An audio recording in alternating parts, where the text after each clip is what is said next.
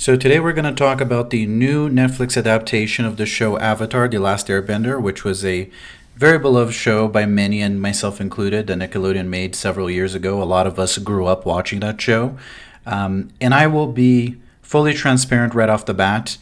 I am a person that has not enjoyed, I can't think of any live adaptations of any anime or anything that Netflix has done. So I am not going to focus so much on the overall feeling of how I felt about it. I'm going to focus on specific things such as the acting, cinematography, props, and things like that. Because this show, it was interesting because on so many fronts, it hit the nail on the head so well. There are many characters that were acted, I thought, even better than the show originally portrayed the characters as, and I'm going to talk about it. Those are rare. There are actors that do magnificent work here and are incredible, and they kind of carry the show. And then there are actors that do such a poor performance, to be honest, without being mean, not saying that I can do better, but as a viewer, I thought that they not only, some of them are just not good actors in general, and we're going to talk about that, and others seem to not have really watched the show to really embody the character that they're acting as. We'll talk about that. There are props of the show. There are things that are so well designed, that are so incredibly cool, while there are others where it seems like we lacked the most basic of budgets to be able to make something that was even somewhat believable, right? So it's really weird because normally either a show is almost all terrible or it's pretty good. This is an interesting contrast between constant jumping back and forth from scenes where things look amazing and then they look awful. So I want to talk about that today. So we are going to be focusing mostly on the first and second episode because I think it kind of sets the tone right off the bat on the things that, are certain grievances that I have with the show and certain things and characters that I enjoyed. But we're not going to analyze every specific scene, but we're just going to go from the beginning here. The show starts at the capital city, showing here the Fire Nation. It looks absolutely gorgeous. The city is extremely believable. Everything going on is pretty well done. It looks very good and very believable. And we are going to talk about the props and the Fire Nation actors here, the costumes that they're wearing and whatnot. I'm not going to talk about them at this very second just because there's a scene later on episode 2 that shows their costumes a lot better. So we will come back to them. Right now, I just wanted to focus here on the general acting. I think the show starts off pretty decent, pretty good. And a lot of things that, it's funny because a lot of things I noticed on the big screen when I was watching, a lot of things didn't look as good on the big, on the TV, and they looked a lot better on my computer. But I'll just say here, starting off the bat, we're just going to focus on the earth bending and the fire bending. I think that when it comes to the CGI and the effects for the actual bending, I think they did a great job. I was pretty impressed by it. The earth bending looks great. The fire bending looks amazing. And we will see on later scenes from the show as well how well even the actor who plays Zuko actually, performs the movements just like the firebenders do. You really believe it. Even like I said, all the kicks and moves, the way they, do the bending is very, very almost identical to the show. And I can't imagine that's easy to pull off in real life. So it's interesting how good of a job they did with the bending, not just in the sense of the effects themselves, which look great, but from a sense of just the movements themselves, the almost like the martial arts style. You can tell a very clear and distinct fighting style difference from their body movements, just like they have on the anime. Each bending style has a very specific way of fighting, of using their bending, and it's quite well done. I think they did a good job on this. If you look here at the fire bending, the effects for that, the earth bending, all of that is very great and very believable. I, again, really like the way they did the bending. I thought it was going to be one of the parts of the show that was going to be very cheesy. And it's probably like the hardest thing to do, make the bending believable. But they actually did a pretty good job. It looks very believable. I buy it. We have the opening sequence of the show, which they are replicating the original opening from the original Avatar show as well, and it looks very, very good. I thought it was a very cool homage that they made to the original show to do the exact opening, but with actual actors and CGI. It looks very, very good. And then here we start off by looking at the Southern Air Temple. The temple looks incredible. I don't know where this was filmed, how much of this is, a place I can't even imagine, maybe in Thailand. I don't know where this was filmed, but it looks absolutely incredible. The buildings, the temples, and whatnot, everything looks very, very beautiful. And that's one criticism I have for the show. It's you'll notice how beautiful all of the cities, temples, towns, and everything is, and then when you come down to the individual actors, how poorly their costumes look and certain props. But as far as scenery, it looks great. We have the first shot here of Aang. We get to see him, and we get to see what Aang looks like. And I mean, as far as appearance-wise, he looks like Aang. I mean, he looks to be around the same age and all that. And I'll talk a little bit more about the acting. But as far as design, he looks pretty close to what the character looks like in the anime, an adaptation in real life.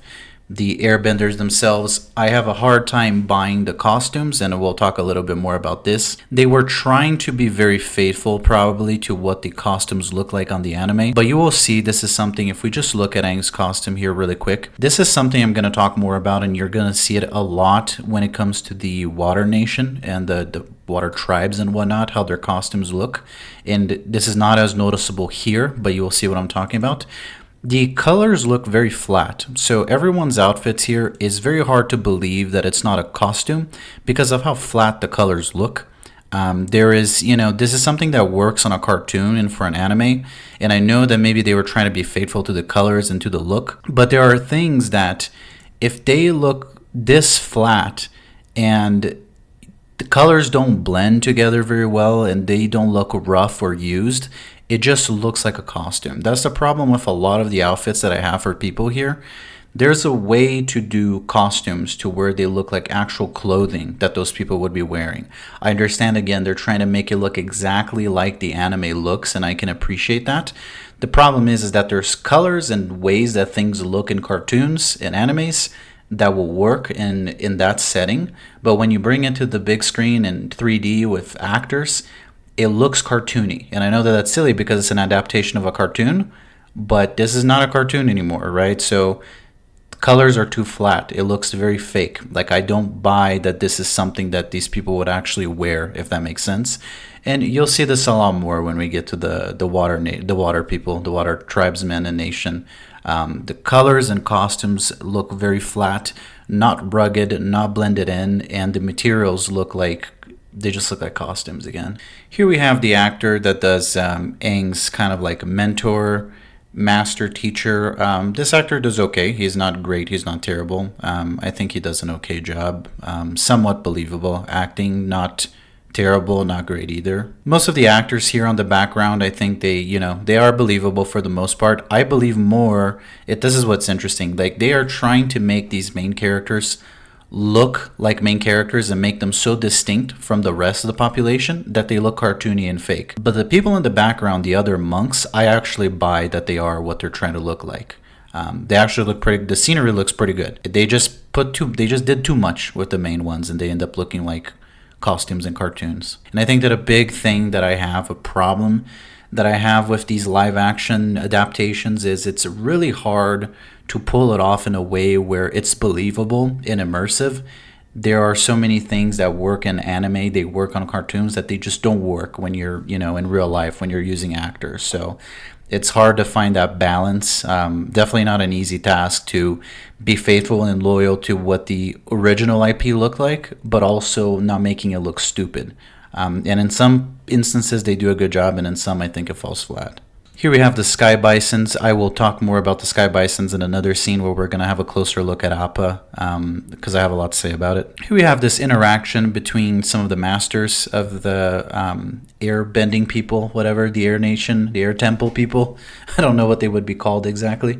And it's funny, like, these interactions, I don't believe them at all. The acting is, again, I'm not trying to be mean or anything. I'm not saying I could do better, but I don't buy the acting here between these interactions between these characters. The only actor that I buy here is the one that has the less screen time here, which is this guy here, the master at the end. This guy, and I'm going to talk more about the way that certain actors talk, the way they immerse themselves in the characters, the pauses that they make. It makes them look like they're not reading from lines. This actor does a pretty good job, and it's a shame that we only get to hear him talk for like 5 seconds. But I buy him. He's the only guy here that I actually believe. Of the Avatar is a heavy responsibility. not meant for a child. But it is not our place to choose who bears that burden. And I fear you've grown too close to Aang to see that, Brother Gyatso. Aang must leave immediately to begin training in the other bending disciplines. And we can only hope that it is not too late for him to make a difference. Again, we have a shot again of the air temple here, and I'm not going to belabor this point anymore, but the sceneries on this show are just absolutely gorgeous. It's very beautiful. Okay, so this is the scene where the Fire Nation attacks the air temple, and I gotta just pause this. And this is here we're going to start with the awful costumes and props, which seems to be a theme for the entire show. What is this guy wearing on his head, man? Every helmet, for some reason, while the rest of the costume is somewhat believable, for some reason the helmets on this show look so stupid, and they just look like something out of Party City, like a knockoff version, something you would buy that's made out of cheap plastic. This doesn't look like metal. I wonder what happened to the budget of the show. At what point did they run out of money to have made such a dumb looking helmet? And it's not just one. It's not just this one. Every helmet in this show, the vast majority of them look so terrible that I don't know how hard it is to make a normal looking helmet. And we're going to talk about this because most of the armor in this show looks like styrofoam, looks 3D printed, or straight up plastic. Where was the same budget that we used to make some of this incredible CGI, some of these incredible temples and sceneries and houses? We're going to talk later about the Fire Nation boats, which look amazing. The bending effects, everything looks so good. Where did all that budget go when it came time to make the costumes and especially the helmets? This looks so stupid, I can't even put it into words. It just looks ridiculous. Like, it's very important for a show like this to, I know it's an adaptation of a cartoon, but there is a level of immersion that the animes and the show, the original IP, is able to create where you buy it, you believe it, because things are consistent. This is one of the things where I look at it and there's a huge immersion break right there. It just looks stupid and it's hard not to laugh. I suddenly can't believe anymore. Like, I'm out of the show at this point. Like, my immersion is broken. I went back to just being a viewer. None of this is believable at this point as soon as I look at this helmet. It seems silly. It seems like a little thing, but come on, man. Like, Netflix has the budget to make something that looks better than this. It's just obviously plastic, so poorly done. And much like a lot of things in the show, you can tell that they're just really cheap plastic. And honestly, something that just looks like they bought off some store. You have, again, an action scene here between, we see the airbender fighting against the firebenders.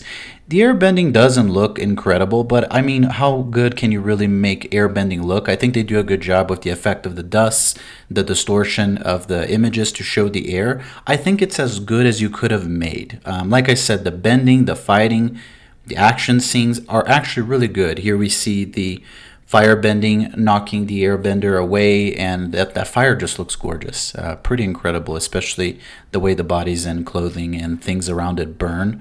That's not easy to do. I think I'm going to repeat this, they hit it out of the park with the bending effects. They look incredible. Here we have a scene with Appa again, which I'm going to talk a little bit more about later on. But one criticism that I have, and we're going to analyze this more closely, Appa looks actually pretty good in this scene.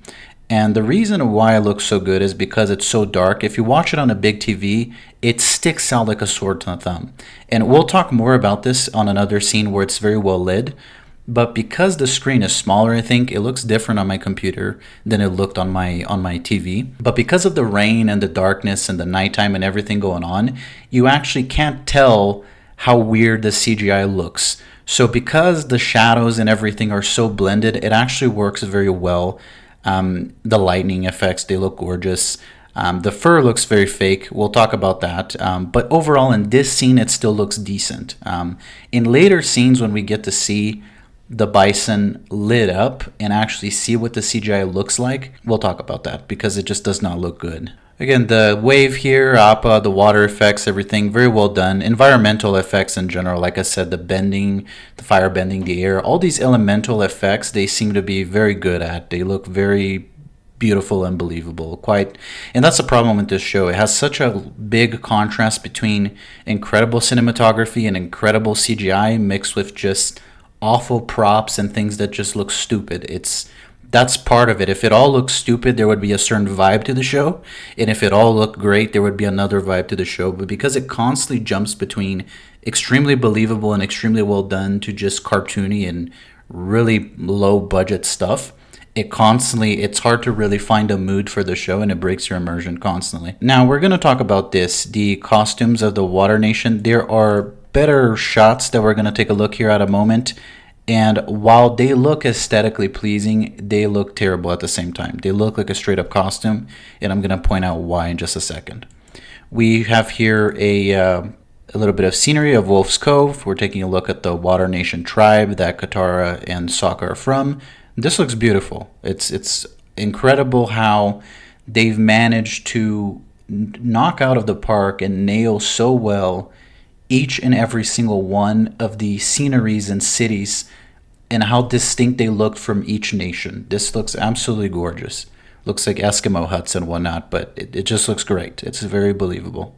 So here we have our first time we're going to see Sokka, and I don't have... So here's what I'll say right off the bat, and we're going to pause right here because we can take a closer look at the costumes at the same time as well, which is a big thing that I need to talk about. And with the sun and the lighting, making the clothing well lit, we can actually take a proper look and see what I'm saying. So first of all, I'm going to talk about the three children actors here, the Sokka, Katara, and Aang. None of them are very good actors, but listen, they're kids, so I give them a break, right? They're not doing terrible, they're not doing great either. I think that the actors that they chose, for the most part, like Katara looks like Katara, Sokka, we'll talk about Sokka, but Aang looks like Aang, and Sokka kind of looks like Sokka. I'll talk a little bit more about the actor, but their acting didn't completely wow me, but again, they're just kids. This might be their first acting role, and even if it isn't, again, they're kids. How good of an actor can you really expect them to be? They do okay, is what I would say. Now, let's talk about the clothing. So this, I think, is the most... It's the prettiest looking clothing and yet the most egregious and the most cartoony, fake, costumey, Party City looking clothing out of all of them. A lot of these imperfections or perfections are easier to see on the big screen and on the TV, which with a higher resolution than we see on the computer. But one of the things I will keep saying about this show is the colors look very flat. The problem I have buying that this is actual clothing that they would wear, not a costume, is because, again, the colors look so flat, and this looks made in a factory. This doesn't look like something that somebody would have sewed, something that somebody would have made. The fur looks synthetic. It doesn't look like real animal fur. It's just too perfect, too white. There's things they could have made it a little bit dirtier. They could have added certain layers of imperfection and changes of color in this fur, but they just went with a flat white that clearly looks very, very fake. And even the clothes here, if you look at the blue and all these, the art that they have here, I don't know how to call this, these designs for the clothing, none of this looks like clothing someone would have actually made. And for a show like this to be, something like this to be believable, you really need to work on these costumes, because this totally breaks the immersion right here. You go from this incredible looking scenery, everything extremely believable, all the jars and huts and everything around it looks so amazing, and these clothes, they just pop and they just break the whole vibe of everything that's going on with how terrible and fake they look. Like, I understand that they look exactly like they look on the cartoon, but the cartoon, everything looks like a cartoon. This looks like everything in the back does not look like a cartoon, and then the costumes look extremely cartoony. They should have worked more on the props and clothing. You will see even things like, you'll see the necklace in other scenes that Katara is wearing. It just looks like a piece of plastic, man. It just looks like white 3D printed plastic. It looks really stupid. Why didn't they just give her a metal pendant? There's a lot of times where they choose to use plastic, and you can see just the extremely white, no dirty, no corrosion on it, and you can see the reflection of the plastic, and it looks really stupid. You can see these on the teeth as well. You see the teeth that are acting as the buttons for the clothing here on Katara's clothes as well. They are so white, and they reflect light so much that it's so easy to notice that it's plastic. They could have worked a little makeup on this. They could have worked the material better. It was just so lazy. The costumes are so poorly done, low budget, and lazy on this show that I don't understand what happened to the budget here. And this is an easy thing to do. You can probably just do this with makeup. The teeth are super white. Make them maybe they have a tint of yellow, like to look like they're actual animal teeth. Or maybe make them darker so they don't look like plastic and they don't reflect light as much. The fur is too white. Like if these people are using this every day, it wouldn't be this white. It wouldn't be this perfect. It just looks like something you'd buy out of Louis Vuitton or something. And the same thing with these designs. Everything here looks factory made. The white cloth, this just looks like it was made in a factory. The blue is so flat and so cartoony. I hate the costumes for this show. We'll just focus on Sokka's actor here and his acting in general, not to throw too much shade at him.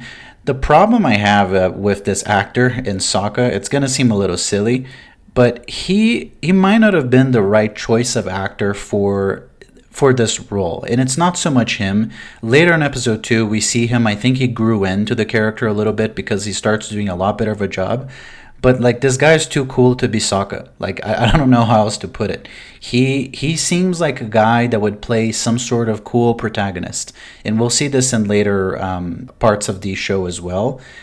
Sokka is supposed to be very dumb and silly. You know, he's very boyish, does a lot of dumb things, and this guy, he comes off too cool. You know what I mean? And I don't know if it's the way he's acting or it's just his natural essence, but he does not embody Sokka, which is fine because on some actors here, they have their own take on the characters, and I think that they do good. I just didn't buy that this guy is Sokka. It's not that he's doing necessarily the worst job, but he comes off as trying to be too cool too often, which maybe is something Sokka does try. But Sokka's a little dumber. This guy doesn't resemble the dumbness and the I don't know. This guy just doesn't scream Sokka to me. It's not that he does a bad job, but again, he reminds me more of like Jacob from the Twilight series than anything else. He seems more like a cool character than a dumb character, which seems more like Sokka towards the end of the anime as opposed to the beginning. But that's pretty minor criticism. It's kind of hard to say, oh, the actor looks too cool and comes off as too cool to be the character he's playing. Well, he's playing a character that's dumb, and he doesn't come off as dumb. But we do see later in episode 2, I think he grows into the character and starts doing a better job. So I'm not going to hate on him too much. Again, we see here, we get another shot of their costumes against the sun. Look at the tone of blue that's being used here.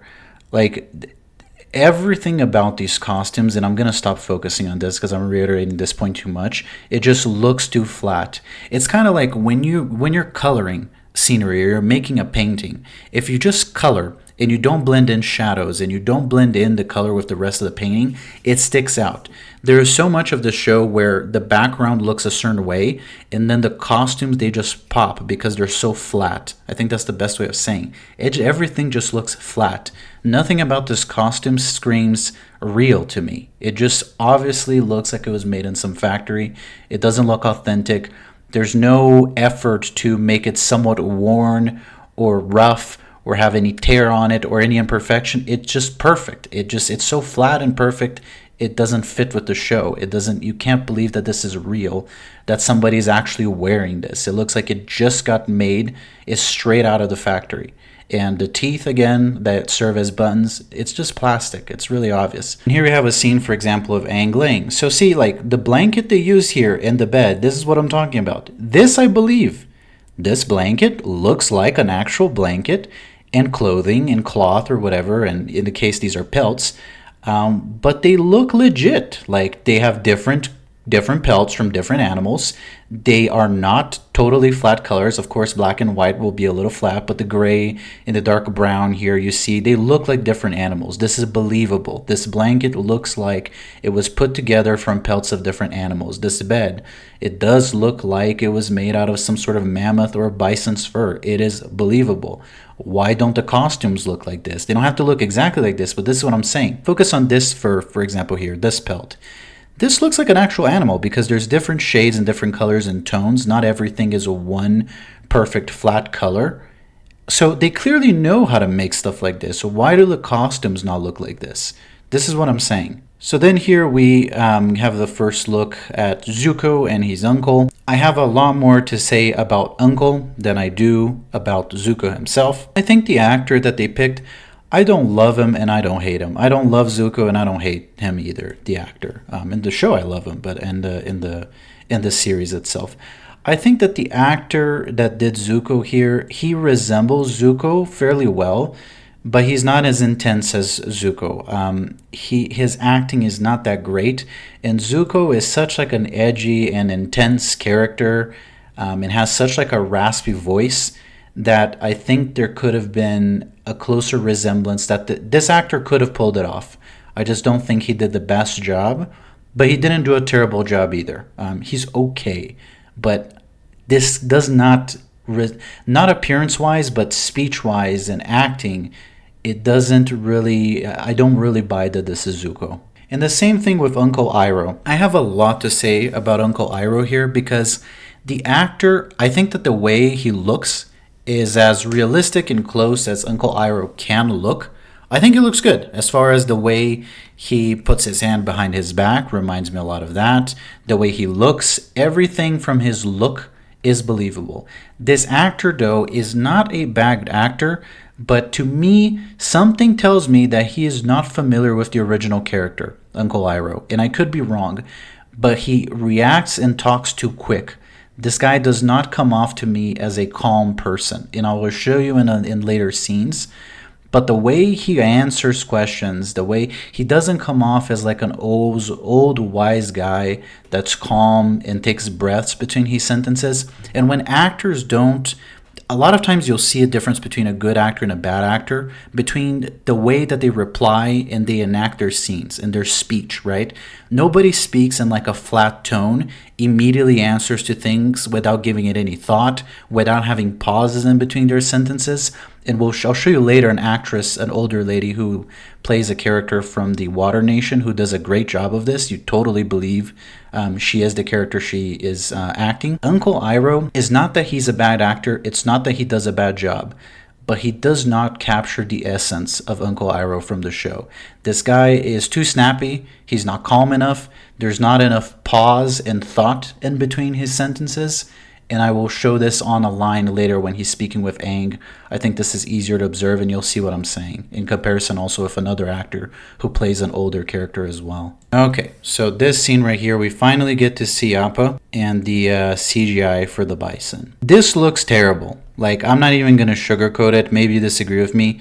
It looks awful. And it's not because the CGI is bad.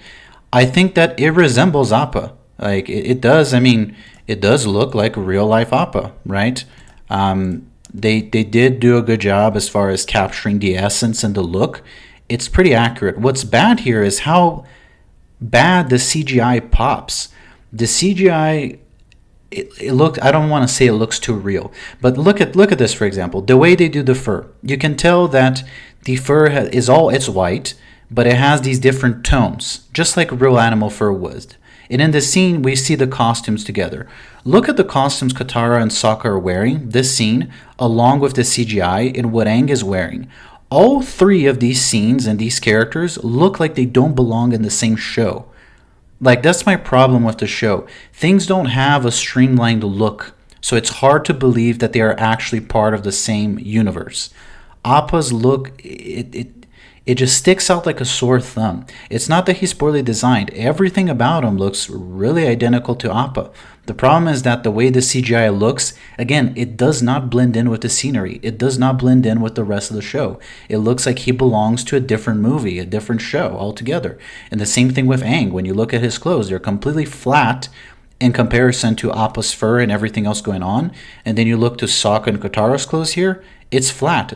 It's like these three elements don't belong together. Things are just not properly blended. It's not that they're individually bad, it's that they're not blended and they don't look like they belong. And in contrast to that same scene, we now skip to this scene here where we are in the interior of a hut of the Water Tribe. And now look at all these clothes. This scene looks fantastic.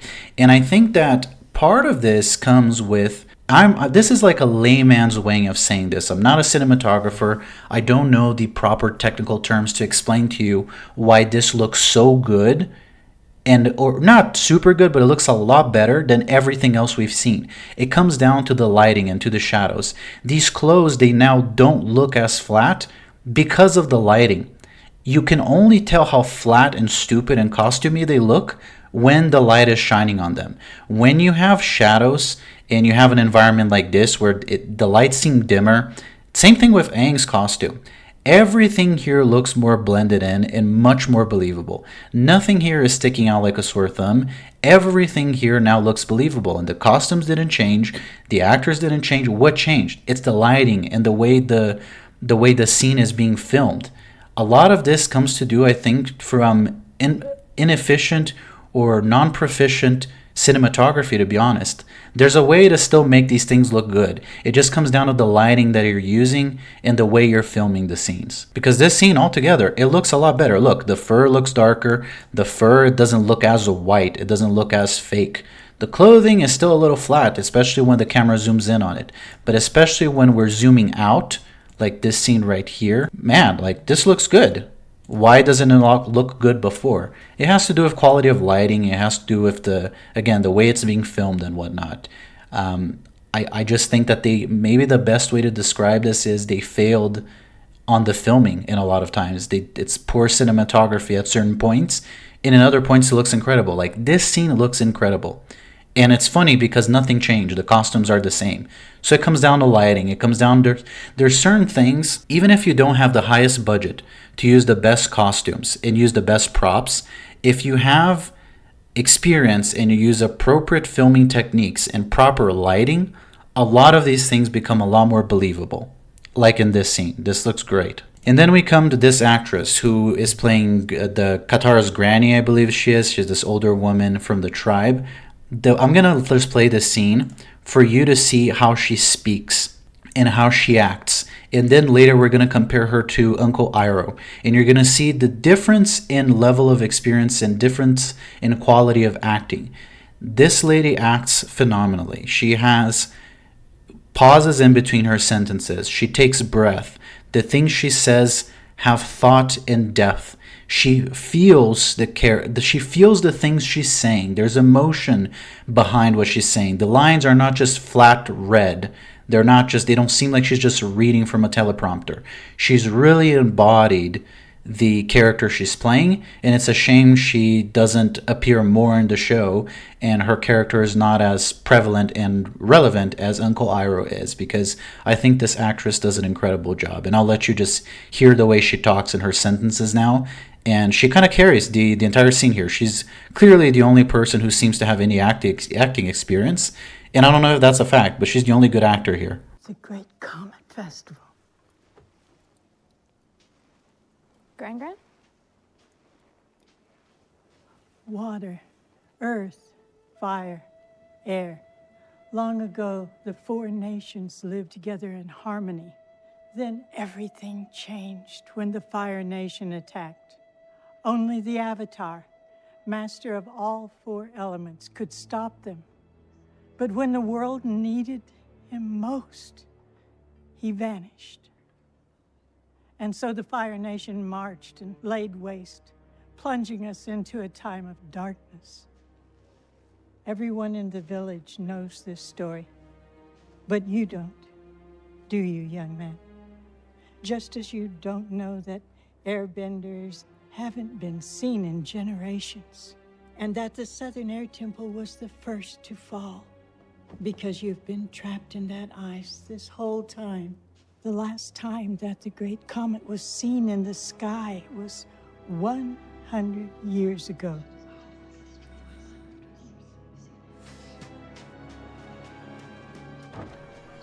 He may seem like just a boy, but he's much more.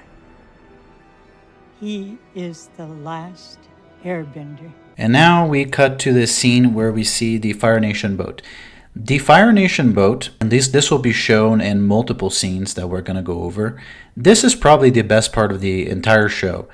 They made the boats the Fire Nation boats, specifically these ships that are super iconic, cooler than even the cartoon. They not only capture the essence, and this is what I expect from a live action adaptation. It's not just to capture the essence of what the show was doing, but to improve on it, because now this is not a drawing. It's real life. You can use CGI, you can use props. There's more that we can bring to life. And this is exactly what they did with this boat. And again, it makes me wonder, did the entire budget of this show go to this boat? Because this boat is single-handedly the coolest thing of this entire show, and I like it more even than the original. It's absolutely incredibly designed. It looks gorgeous, dark. It's great. And even there will be a scene where the boat docks, and we see later the tip of the boat bends in and docks like an anchor, just like in the show. It is so faithful and cool to and so well done and similar to the way the anime portrayed it, and it manages to be better, even the anime. This boat, honestly, is my favorite part of the entire show. It's great. See, again, we look at, like, the boat is clearly not, maybe it's CGI. I don't know if they use a real boat or what, but because of the lighting, because of the way, the shadows, the colors of the boat, everything blends in and it looks like it belongs together in the same universe. If you threw Appa here, he would look so different from everything else going on here. And that's what I'm talking about. There's things that are well blended and fit together, and there's things that just don't. We will talk later about this. Go back to these helmets that just look so stupid. Like, well, there's other scenes that we're going to look at this more closely. This guy's helmet here. If you look to the size of the helmet, everything here looks stupid and styrofoamy and 3D printed.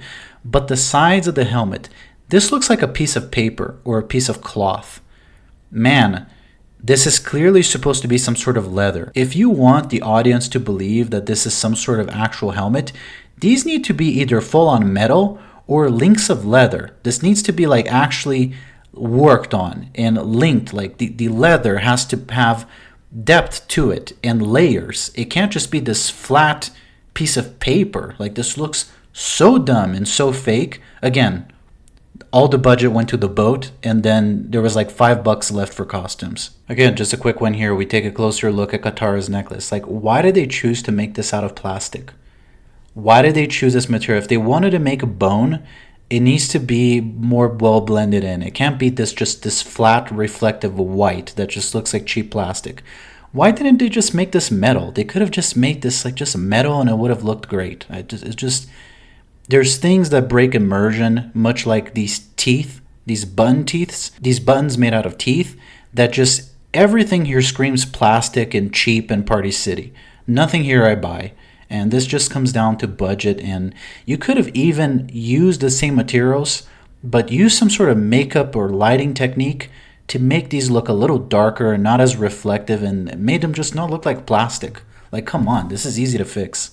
Here we have this scene where Zuko is firebending and training to fight the Avatar, and this actor does a pretty good job here. Like, this looks like the exact same movements that firebenders do. It looks like actual Zuko fighting. Again, the bending and the fighting, I don't know if these actors are martial artists of some sort or had some training in this, but they really captured the essence of the fighting styles of the different benders in the show. This is pretty incredible. Again, we go back to the helmets. Like, why the hell does this helmet look so stupid and so cheap and so fake?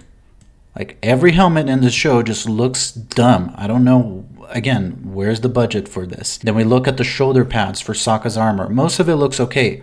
But the shoulder pads, like, man, why didn't we just use actual metal or some sort of other material that would have resembled metal? There's nothing about this that looks like metal to me. It just looks like painted styrofoam. It just looks so cheap and so stupid, where it's like, if you're going to put this little effort into little things like that, don't even bother.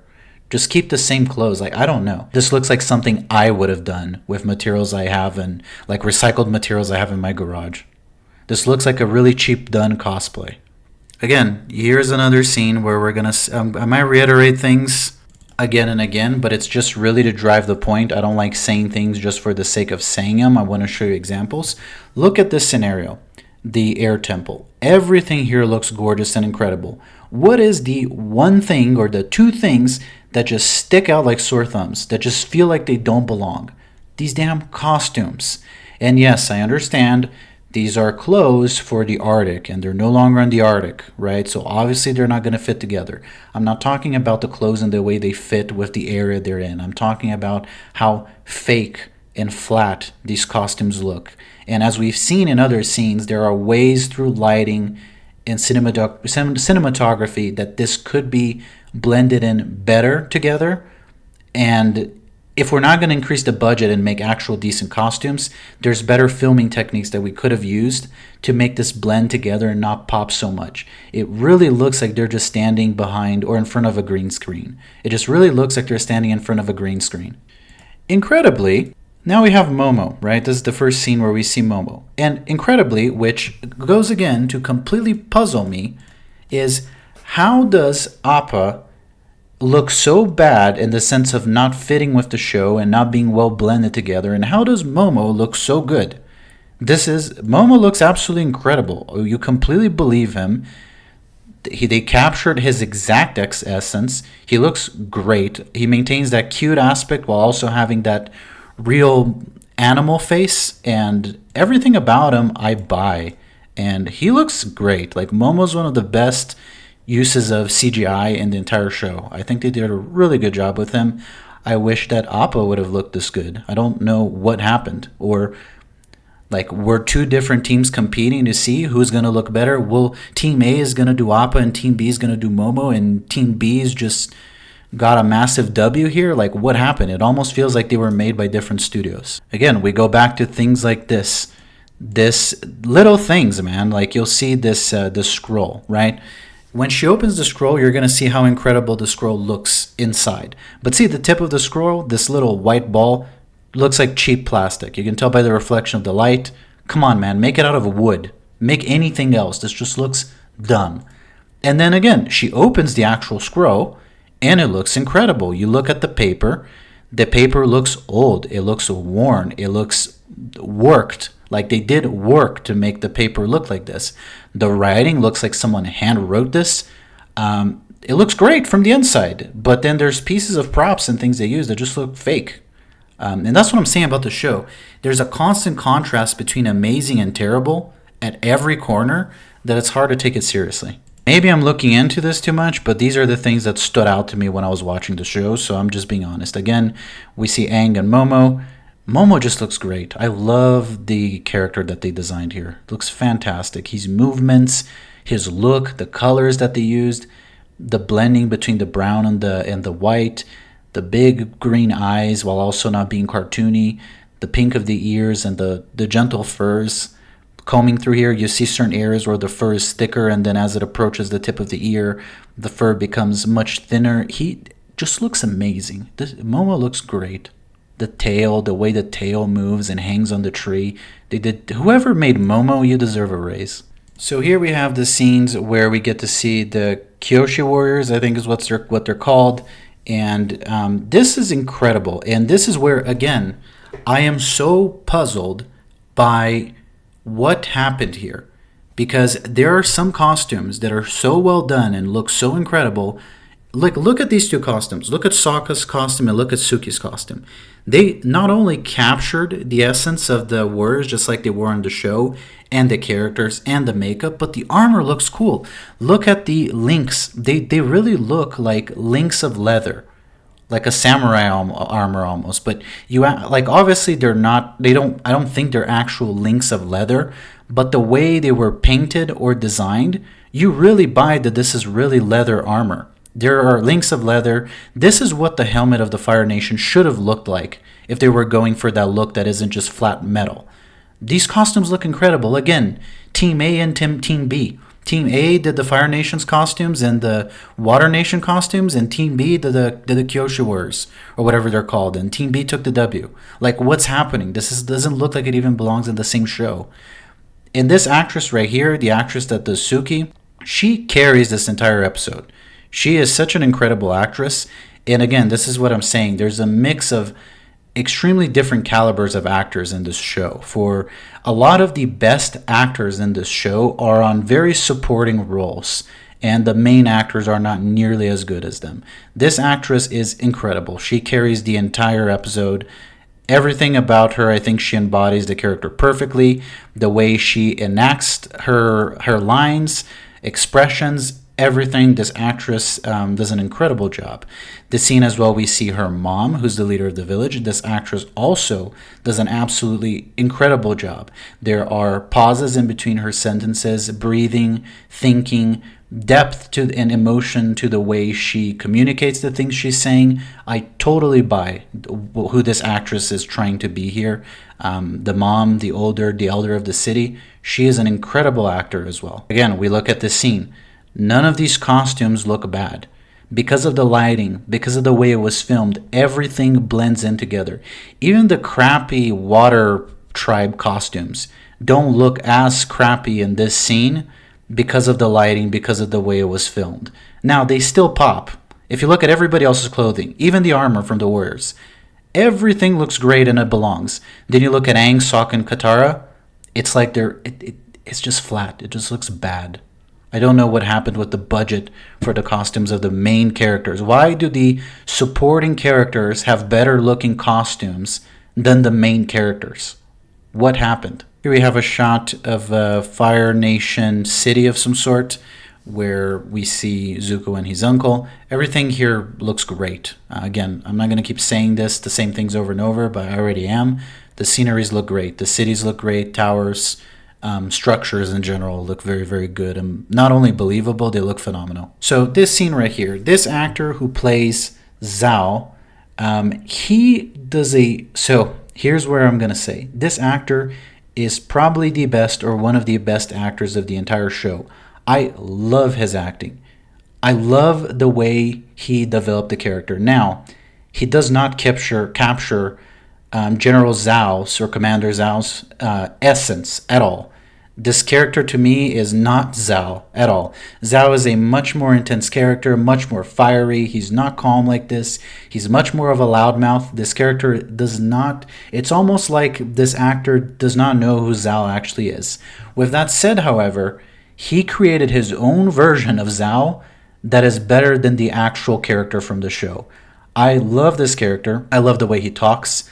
I love the dryness, the cynicism, the mystery, you can't tell if he's ever being honest with anything he's saying. You can't tell if he's mad or if he's happy. There is just crazy psychopath vibes from this guy, and the way he's acting is just incredible. This is probably my favorite actor of the entire show. I love the way he talks. I love the way he acts. It's fantastic. We get to see a little bit more of the water bending here. I just wanted to show how good the CGI for the bending looks. I love the way they did the water bending. It looks great.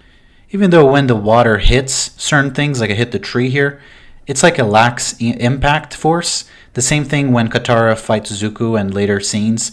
I don't know if this changes throughout the series, and it's maybe because Katara is still learning how to water bend. But while the effect looks good, it's lacking some sort of snap. Like Katara is almost like a whip, the way she uses the water bending. This almost seemed like a splash against the log. It didn't seem like it had any force or impact. And this could have easily been changed by some sort of damage to the tree. They could have given more of that impact impression. Again, like look at the back of the helmets of the Fire Nation. Why do they look so? They look like paper. Why does this look so fake? And then we look at the front of the helmets. They look great. Like, they look better than the original. Like, the original, it was a white, and it looked almost like ceramic of some sort, which was cool. This is the look, this metal right here, and this look is it should have been the look they went for the entire costume and the entire helmet. The costumes itself look good. Like, see again, the leather, they look like links of leather. They look legit. They look real. The face mask looks great. But then you come to the helmet piece. What's going on with the helmet? Like, again, we used up all the budget up until we got to the helmet, and then we bought it from Party City. That's what I'm saying. There's things that look so good, and there's things that look so terrible. It's a constant, like, back and forth between amazing and horrible. Like, look at how flat this side of the helmet looks. The entire thing looks great, and then you look at the side of the helmet, this just looks like some cheap cloth they printed out. Like, why not take an extra 5 minutes and just make this look better? Like, see the linkage. You can see on their shoulders right here, the shoulder pads and the side of the arm where we have these leather links. That should have been what the side of the helmet looked like. Not this crap that they did here, which I don't even know what this is, but it clearly looks like very fake. And then the rest of the costume looks great. Again, both these actors is probably one of the best parts of the show. Zhao, fantastic actor that's playing him, and the elder of the city here too. She's a great actress. I love both of these characters. Not their characters in the show, but the actors. I think the actors are great. And then it jumps into the fighting scene, which I'm not going to show, with the bending and whatnot. The fight scenes are great. The bending looks great. And then the last thing I will show here is the scene between Uncle Iroh and Aang's interaction, and I'm really going to drive the point here of how Uncle Iroh does not capture the essence. It just seems like this guy that's acting Uncle Iroh, all his lines are flat. It looks like he repeated them 20 times and there's no emotion behind them.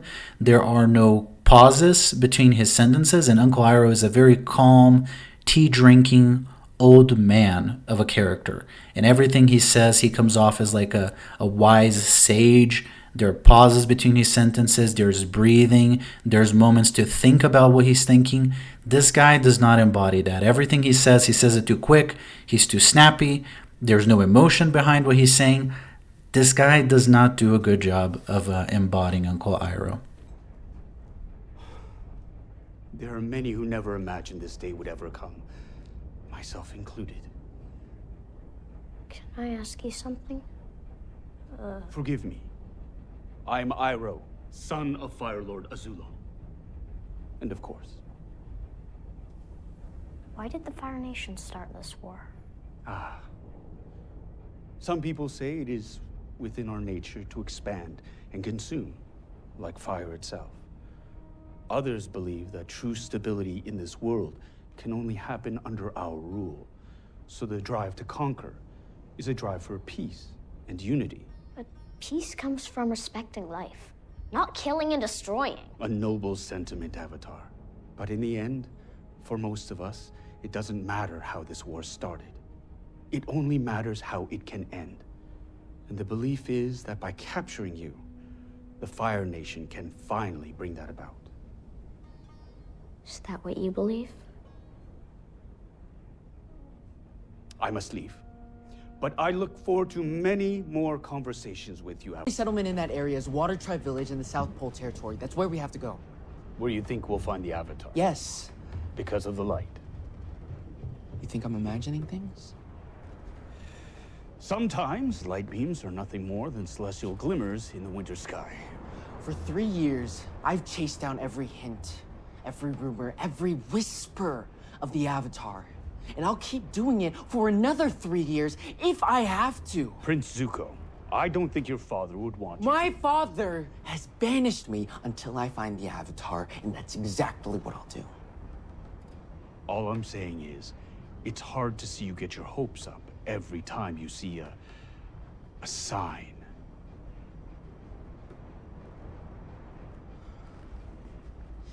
It'll all be worth it once I return home in glory to take my place as the rightful heir to the Fire Lord. Perhaps it's time to consider that the throne isn't everything.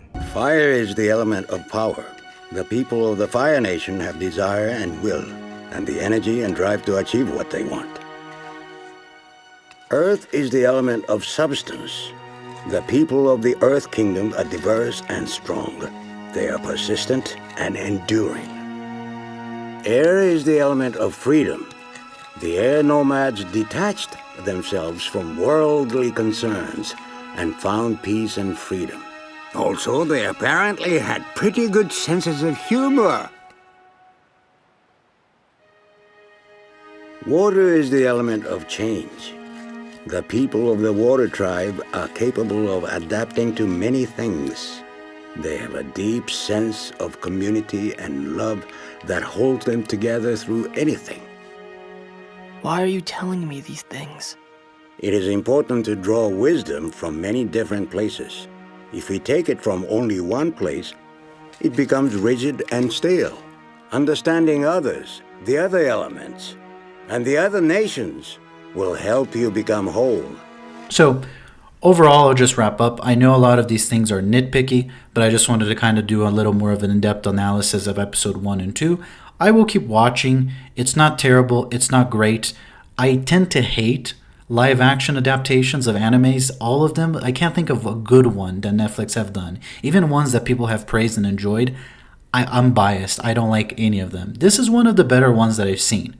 So I will watch it till the end, and I will keep watching it. I hope it gets better, but I just wanted to focus on the props and the acting and certain things right off the bat that we're seeing, and kind of give my opinion on it and why this was for me such like a contrast and a weird, like, I don't know if I love it or if I hate it, because there's things that just I don't buy it and it's stupid, and there's things like, oh man, they did pretty good. This looks just like the anime. So let me know what you thought. I was kind of in between. I've never seen a show nail so many things so well and then fall flat. And there's just, it's not that it just fell flat on certain things. There's just a genuine lack of care and budget, and thinking that the audience won't care or notice. That almost feels insulting. It's almost like, why bother even doing it? And then there's others which are so faithful and close to the actual show that it's a great homage to the show. So I'm kind of divided on it. I thought it was all right.